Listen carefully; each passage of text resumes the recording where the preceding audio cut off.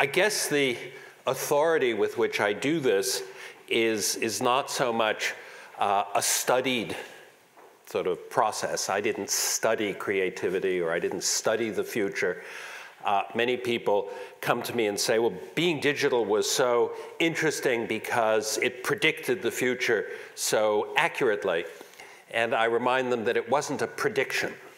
It was an extrapolation. We were about 25 faculty working on projects. At that point had been about 15 years at the Media Lab, and the book Being Digital was simply an extrapolation of what we were doing. And you go to the Media Lab and you ask a student, when is the last time you saw your thesis advisor? They look at their watch and they say 15 minutes ago. And the reason is not because they had an appointment, but because it's an atelier. It's a workspace where the faculty member does his or her work in that space, and the students are very much the apprentices, as they might have been in a 16th century atelier of a painter, where the master is doing the painting and the students are, if you will, filling in the colors, but that everybody's working on a common project. And that kind of teaching, that kind of experience is, to me, one of the most important in the academic environment, because the student is coming and is practicing, but it's not just apprenticeship in sort of you're being the apprentice of somebody making, I don't know, horseshoes or something, but the experience is the exploration, is the fact that you are doing things that are supposed to be impossible, and you are helping someone else do it. And in many regards, the most creative energy in that equation comes from the youngest participants. The pecking order is almost the reverse. The undergraduates who come sometimes at the age of 15 and 16 to a place like MIT, they've never heard the word impossible. So they do things that are just crazy, and then whoops, all of a sudden it's not quite as crazy as people thought, and maybe the graduate students are a little more set in their ways, and then the postdocs even more so, and then the faculty, and then forbid they get tenure, and then it gets worse and worse. So you have almost a reverse pecking order. And you have this other phenomenon that makes it rather special, and that is that in an organization like the Media Lab that has, at least at its peak, it had 500 people, it has this property that 20 to 25% of the people turn over each year, which isn't something you get typically in the corporate world, and if you do, you get worried about it. But the other aspect is that incoming 20 to 25% are always between the ages of, let's say, 18 and 22 or 18 and 23. So you have this turnover, and you have this fountain of youth phenomenon that makes, again, it makes it a rather interesting example that doesn't stagnate.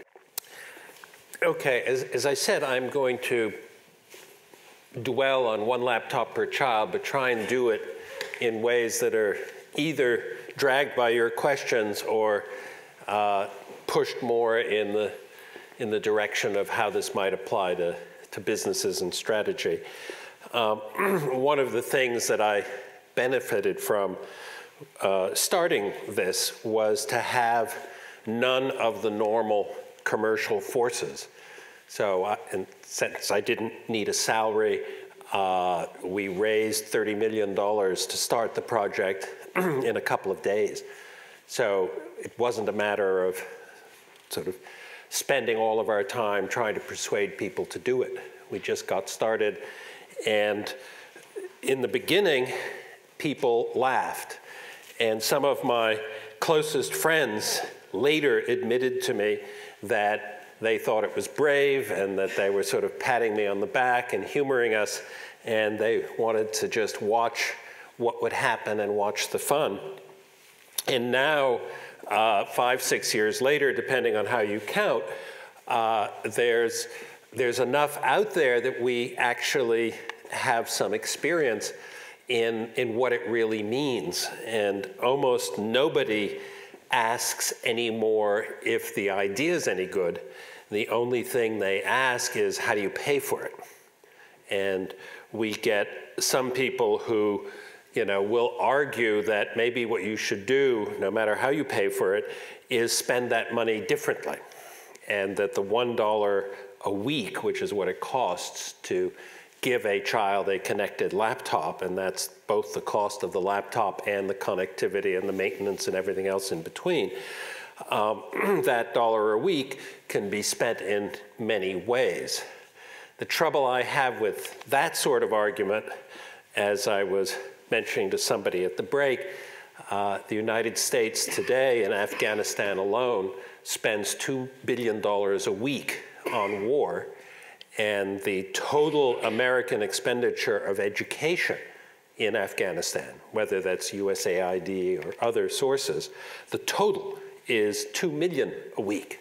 So you look at the 2 million number and the 2 billion number, and it's hard for me when I see those two numbers to worry about, should the $1 per week be spent on deworming or giving a kid a connected laptop. I know that the 2 billion a week is probably not where we should be spending that 2 billion a week, because with 3.5 days of the cost of war, I could connect every child in Afghanistan with not only connectivity, but providing them a free laptop. And surely that would have a much bigger impact than the 3.5 days of war.